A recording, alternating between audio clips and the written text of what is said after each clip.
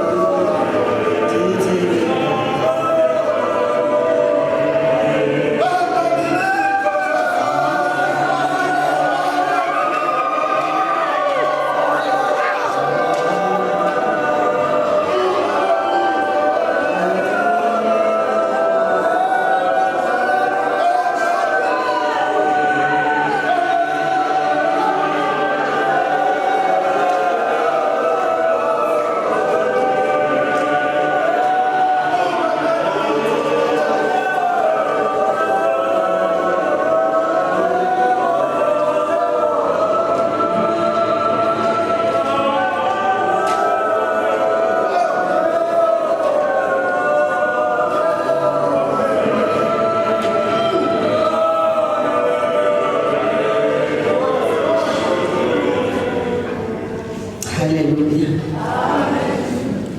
Ngiyabingelela abazalwane egameni likaKristu Jesu waseNazaretha. Amen. Ngibingelela ifamily yethu yakwaMthethwa nefamily yakwaShabalala. Ayibonge Nkosi. Bese ngibingelela ubuholi bonke obukhona ngaphambili. Amen. Obishop ngihlalo zabo. Nabavangeli, apostoli, abaprofeti. Ngibingelele ulusha lwethu insizwa neyintombi egameni likaJesu. Ngibingelele itafula elincane nobhala. Amen. Abakoti noma umakoti nomkhonyana omusha omacekeceke. Ngiyawubingelela umndeni omusha egameni likaKristu Jesu. Siyamthemba uNkulunkulu ukuthi uqalile futhi useqedile. Amen. Ngibonga ithuba abazalwane. Angeke ngibe mude. Bangihlebelile bathi 1 minute. Amen. Sibingelele nje onke amazalwane akhona abazalwane. Siyabingelela nonke egameni likaJesu. Nibe nenhlanhla nafica abaholi besasinika ithuba elincane ukuthi siliveze. Amen. Ngiyaholwa ke bazalwane, ngiyaholwa ebandleni leGVM, ngiholwa ubaba wami uBamncumalo la engisubmitha khona.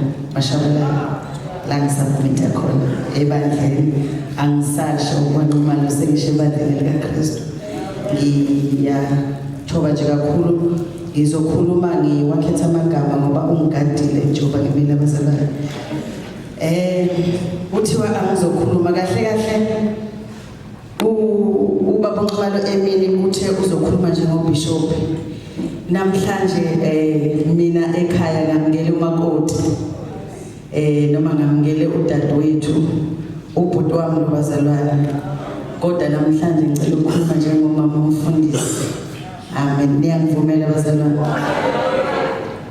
Sibonga nje emini ubumuhle umshado.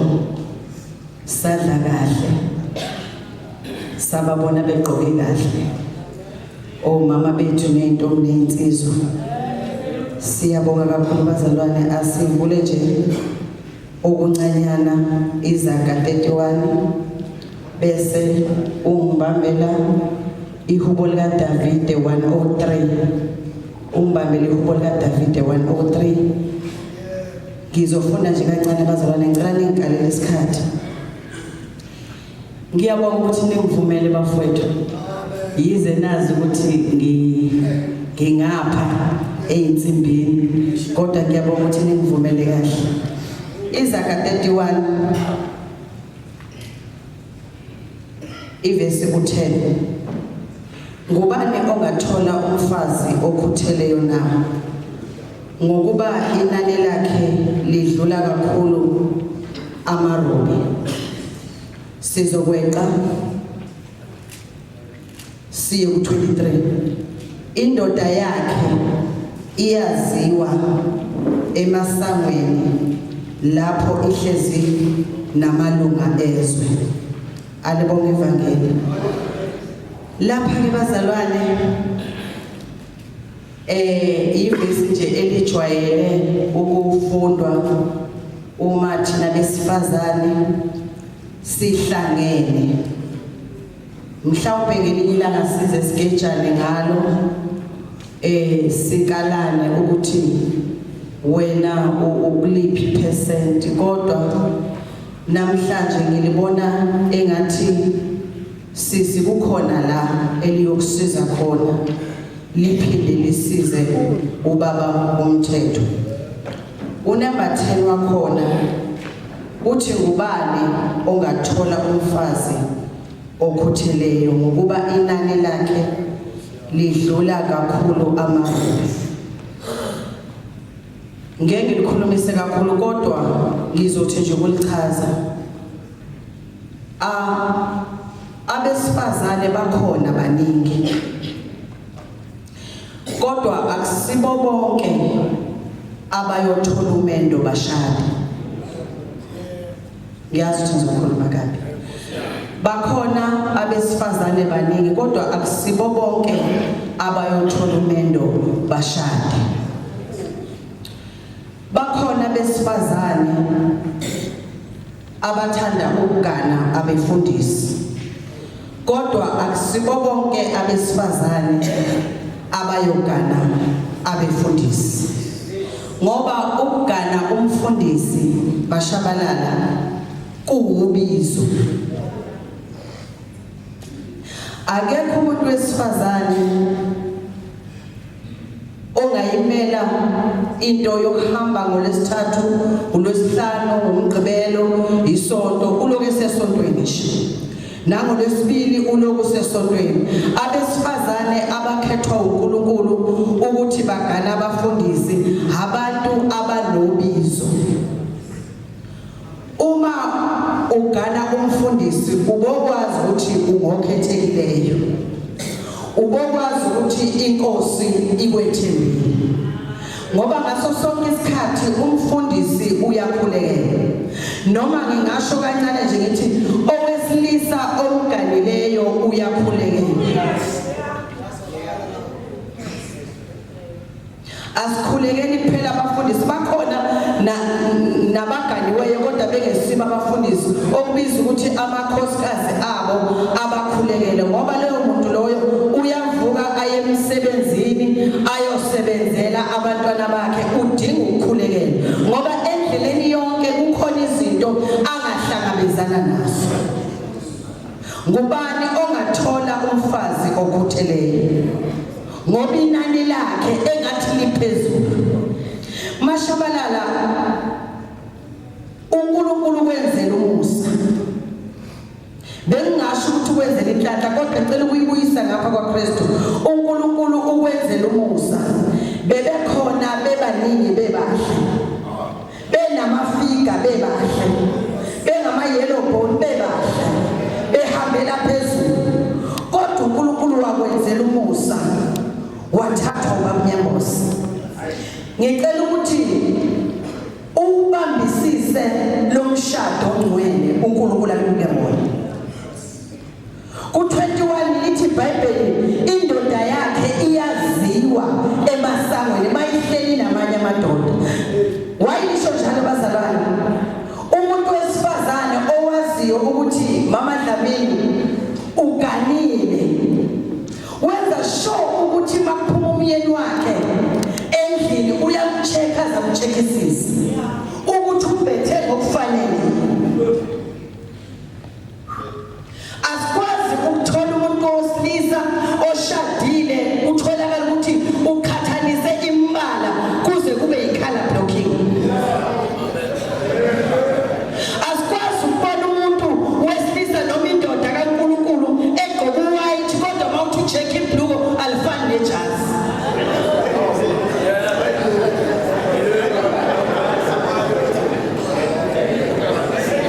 Ushunyayeli wabazalwane emini kakhulu kushunyayeliwe. Bengashumayela namanje kodwa ngithe ngicela ukukhuluma. So mashabalala bengifisa ukuthi uNkulunkulu akusize bomama bami ngincengiseni uyicelele mina wathi nimncengise. Uyaqala uba seSayoni. Kodwa ngothando ngeke ngamthatha ukuthi azobona ukuthi iZayoni zenza njani weze GVM.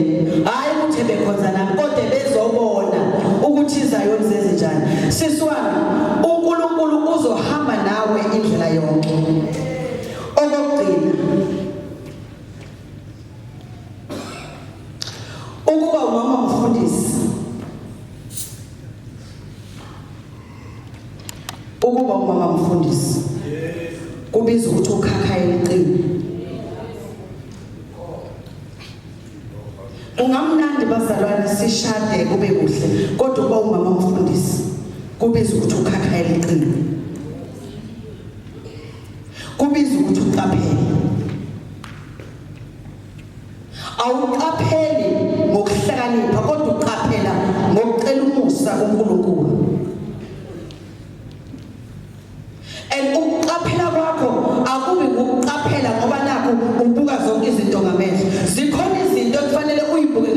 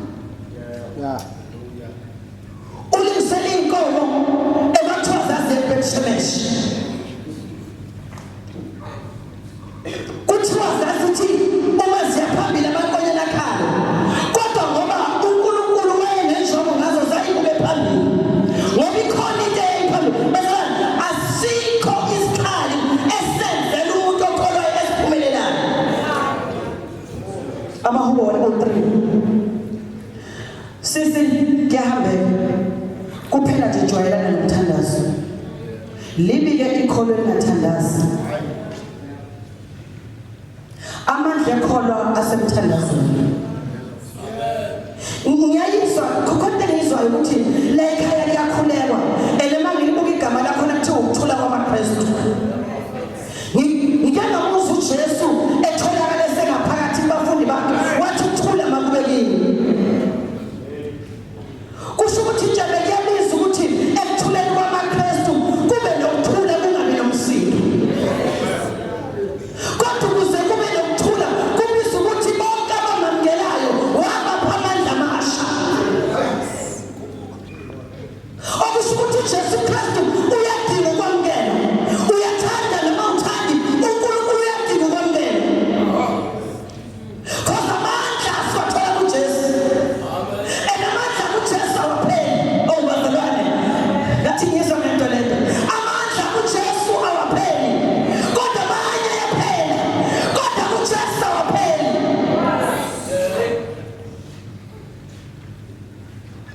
Bandla leKristu bonke abamamukelayo wabapha amandla amasha. Uthi sasengqedela ukuze ibandla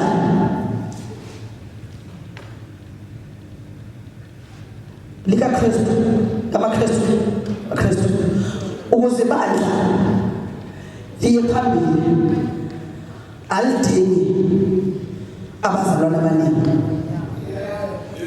kodwa lidinga amadoda namadodakazi. Ngoba amadoda azolifihla ihlazo kababa nomama kodwa ibandla azolineka noma ngithi sonke. Basifana kudingeka amadodana nje kuyangizwa. Kudingeka amadodana ukuze kukhule ibandla kaKristu. Haleluya. Ukuze inamba yande ayandi ngoba nakho sigida kamnandi. Ayandi ngoba sishumela kamnandi. Kodwa kudinga amadodana azothi bayahamba khuluma ubaba kahle. Abese kumkhuluma kabi ngaphandle nawe bese uyafakaza amahubo 103. Ihubo lokudumisa uNkulunkulu ngomsa wakhe. Mbonge uJehova mphefumulo wami. Konke okuphakathi kwami makubonge igama lakhe. Amen. Kukho konke washabalala. Ngazi noma uthe 16 years endawoni. Mbonge uJehova. Nakho konke. uNkulunkulu onothando. uNkulunkulu ozokulondolozela umshado wakho. Noma mhlawumbe sebedwebile bethi angeke ufike ndawo kodwa uNkulunkulu uzokulondoloza. Uthi uDavide uNkulunkulu akozeli akalali ulondoloza uIsrayeli. Uthi akayibulike unyawo lomuntu lushelele. uNkulunkulu onamandla onke. uNkulunkulu onothando. Ngiyezwebili nyambo sebethi uthando liyabekezela, uthando lumnene, uthando lezifunelo kwalo. Ngeke abuzwe lokho bazalwane, akuze ukusindisa mhlawumbe ukuthi sithanda ibandla ngoba mhlawumbe kugqokwa kahle. Kodwa okwenza ukuthi sithanda ibandla likaNkulunkulu uthando.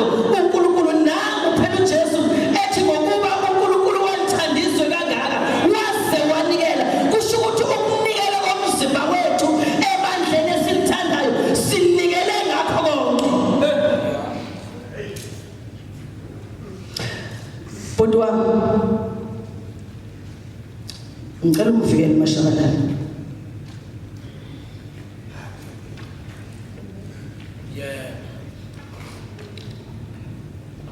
Ngicela umvikele mashabalala.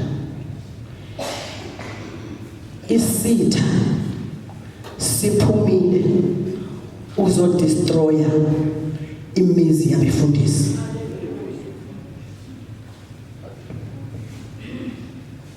Isitha siphumile uzodestroya imishado yabefundisi. Noma bangafika bathi lo mama ukuthi ngicela wale nomngakho. Babla mina ngazi noma ngizoyisho kahle. Kulesi sikhathi samanje babasimula abomama mfundisi abathandeki. Noma umama mfundisi angalibona iphutha akakwazi ukulungisa ngoba kuyothi umntwana uxoshwe ngumfundisi. So kuyabiza ukuthi umvikele uMashabalala. Ngike ngasonta nabanye abazalwane umama wakhona emuhle right esimukele kodwa ekuhambeni kwesikhathi umama wasishintshela. Abanye bathi umama akasesinje ngoba yenjalo. Ngababuza umbuzo wodwa ukuthi uma nifika namthole njani. Ngoba abazalwane omama mfundisi bayashintsha beshintshwa abantu ababalandelayo. Siyakhuluma iqiniso abazalwane omama mfundisi bayashintsha beshintshwa abantu ababalandelayo. Akuzukuba kuhle mamdlamini ufike ubingelela ubaba umthethwa umama umthetho umshiya ngambingeleli. Isitha esesingene emabandleni ethu lizophindela isonto ngenxa yobudedengu bethu. Ngicela uqaphele bhuti ibandla kaNkulunkulu. Umfundisi uyaqaphela. Noma angaba kusini isimo kodwa umfundisi uyaqaphela. Bengasho kuwe wena mhlawumbe bengasho nabo mama mfundisi ukuthi mama mfundisi mabaqaphele. Sengisho lebandla bengasho ukuthi aliqaphele. Seqedile. Lithi iBhayibheli lami bonke abamethembayo bafana nentaba yaseSiyoni. Lalelani ukuphumelela kwenu. Lithi iBhayibheli liphakamisela amehlo ami kuphi eyintabeni bese usizo luvelaphi luvele kuJehova. Hayi bazalwane alukho usizo oluvele kuhlakanipheni kodwa usizo luvela kuJehova. Ngicela nimphathe kahle uMashabalala. Makwenze bethwele induku kabi. Ngicela ngigijime abantu abamlungisi. Ningamhleki. Ningamkhulumi. Uma kwenzeka ngoba akakwazi ukutasha kahle. Bengicela niye mama sicela ukutasha. Iya ngenhloso yokutasha. Awubazalwane niyangizwa yini? Iya ngenhloso yokutasha. Hayi uzomthathela induku. Akusuka phela mhlawumbe phela uyifuna ukuthatha induku. Nabesifazane bakhona bafuna ukuyithatha. Inkosi mayibusise. Siyabonga kakhulu mama Asha. Ngibalo siyabonga batetele ukuthi bangene sizoqhubekela phambili.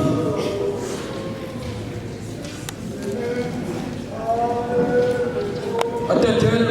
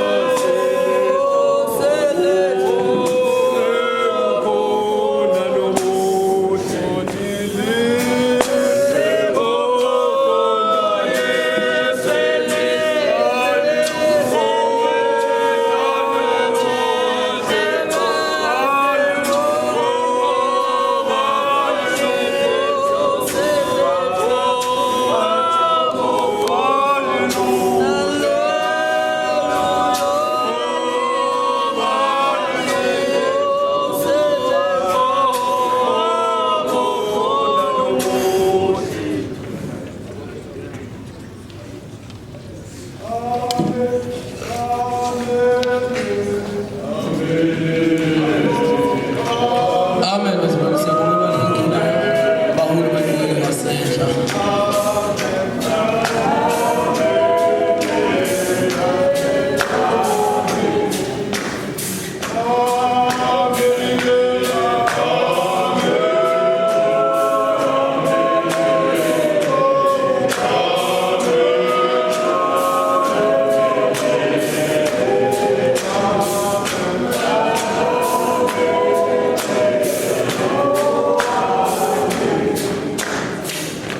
Amen bazalwane siyabonga kakhulu bazalwane mama sekhulume kahle kangaka amazwi sengikhetha ukuthi ke emva ukuthi sekhulumile bengeke ngamdedeli umama Mazibuko ezothi welcome to Mama Land after umama esekhulume kahle kangaka uma wethu ngizacela ukunikeza nje ithuba abafowethu uzothi mayiqeda ke bese nenze njalo. Amen.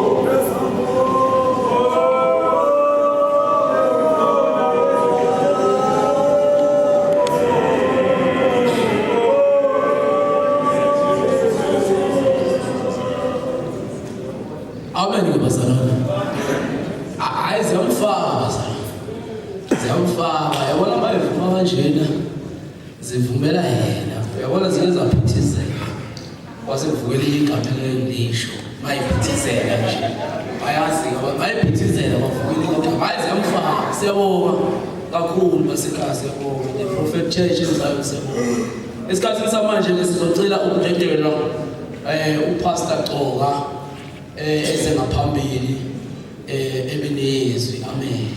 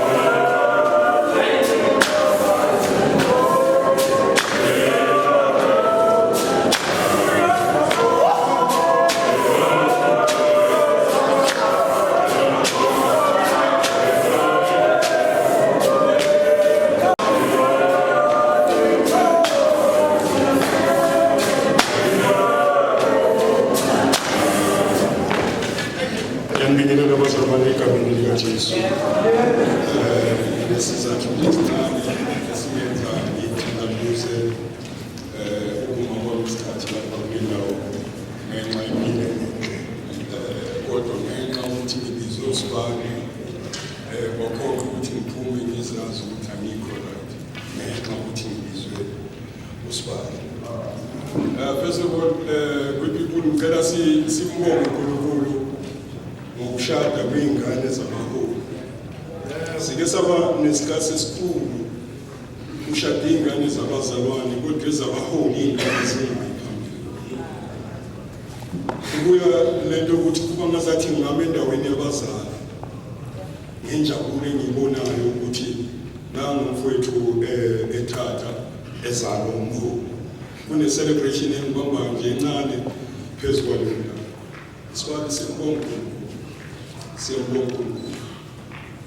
Akukuningi engingakusho kuwe ngoba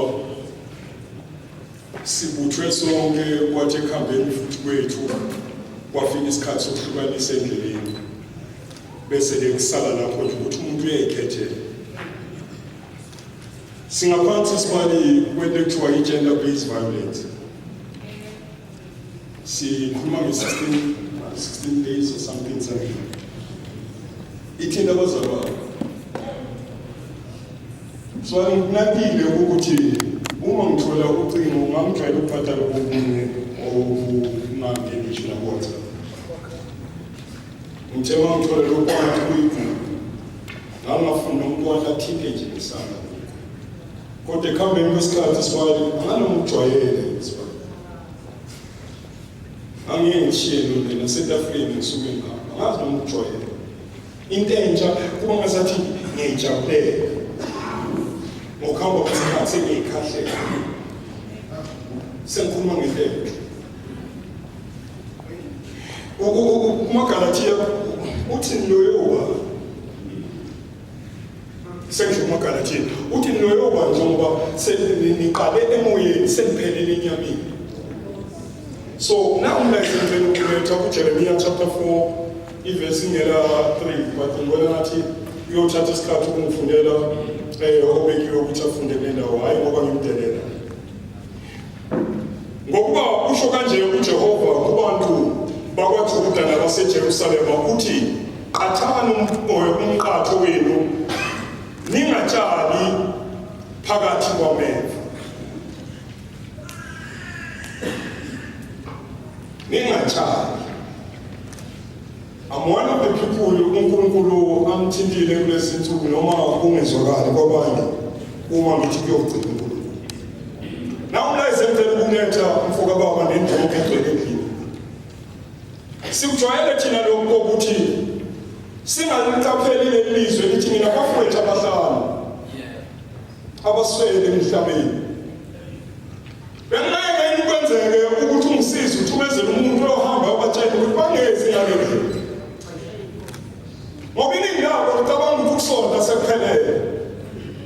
I'm one of the people engimiswe uNkulunkulu kuleso sikhala ukuthi ngizovimba wena. Ngoba labo ukuthi uyabalingisela bonke babili namhlanje.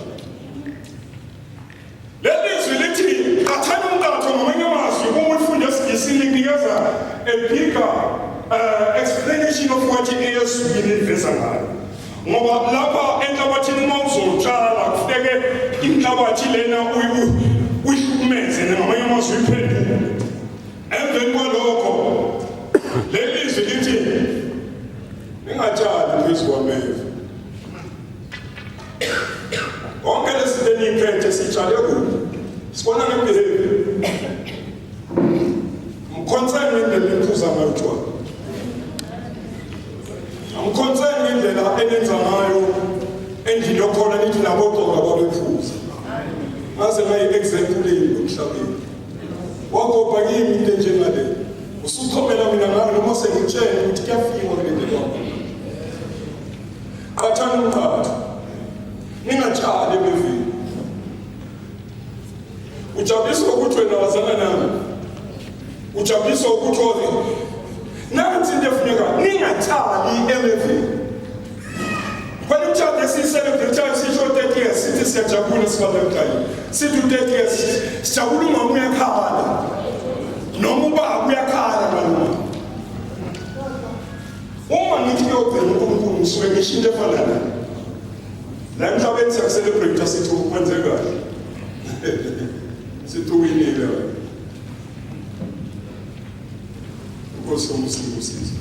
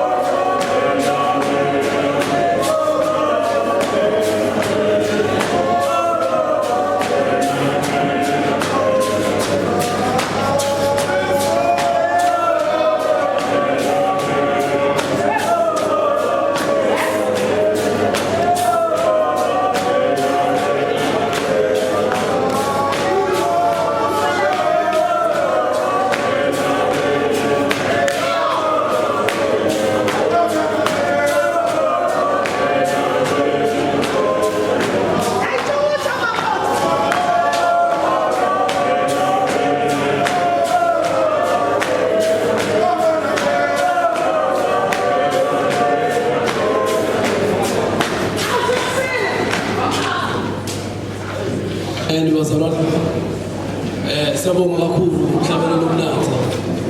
Wakithi yona, amen. Ngoba akungeni nje umzalwane nje. Amen. Ngenisiyoni ngeke ngabona wayivuma futhi uselifaka induku. Ungena into ofaka induku, amen.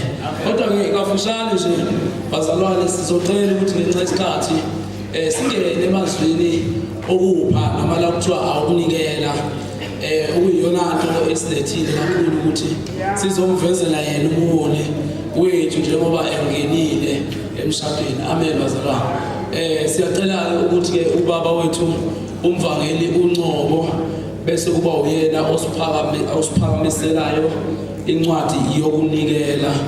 Inkosi thele Musa, amen.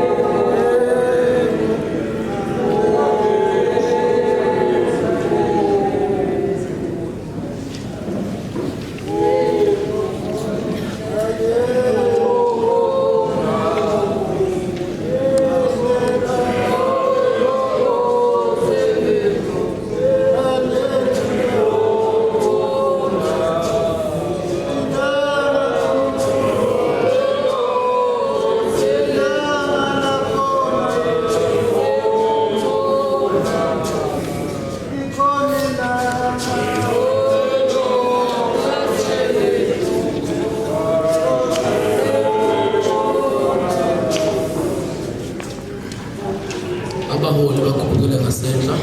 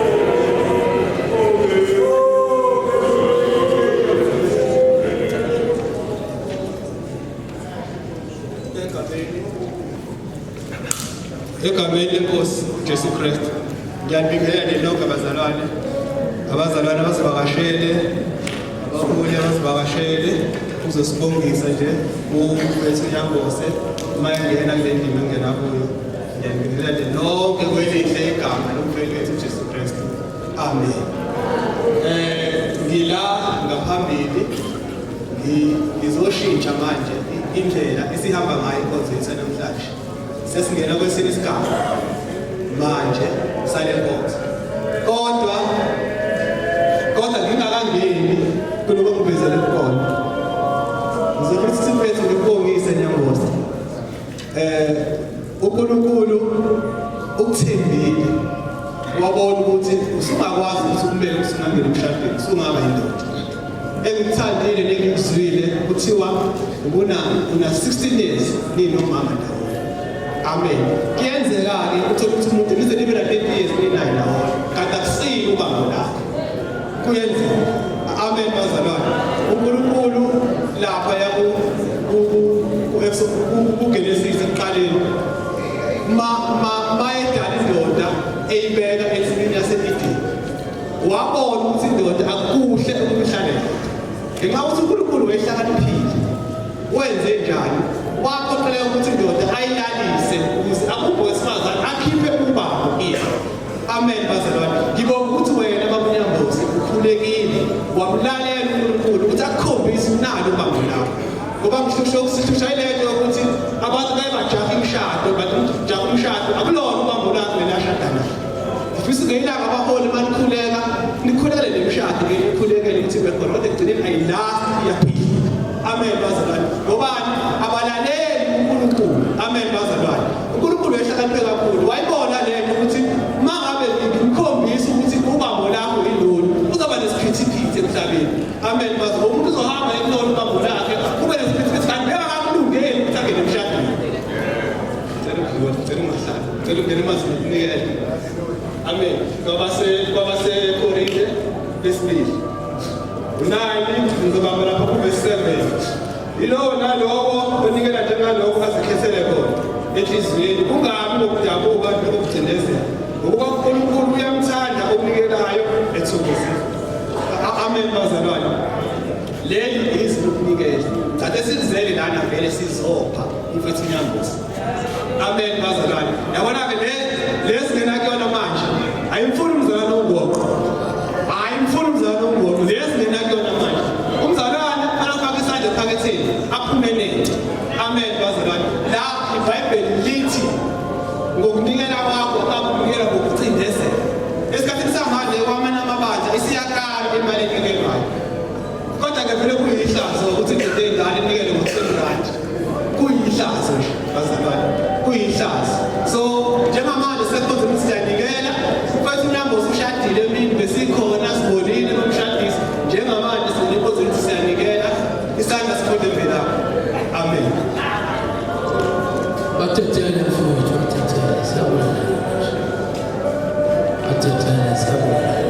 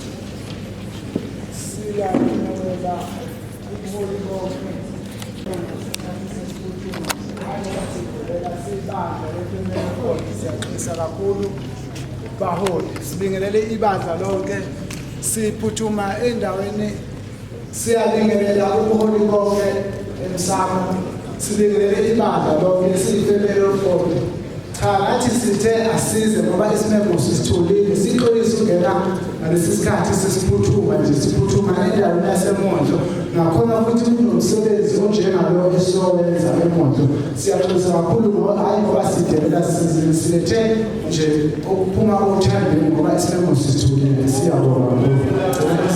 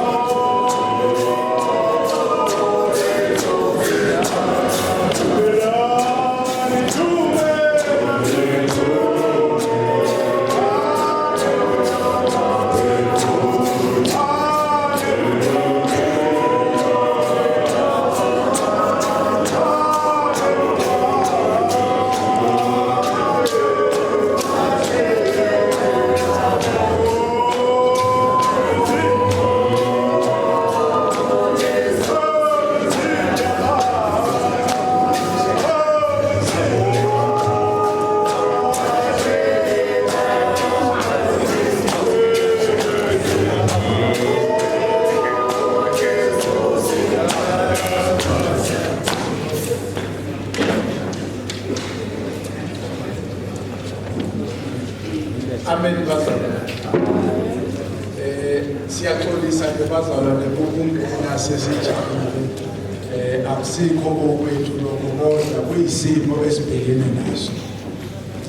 Inhloso ukuzovela emcimbini kaBaba uNyambuza. Ngiyafisa ke naye ukumbona angimboni. Nyambuza. Sifisa ukuthi siyibandla leFamily of God.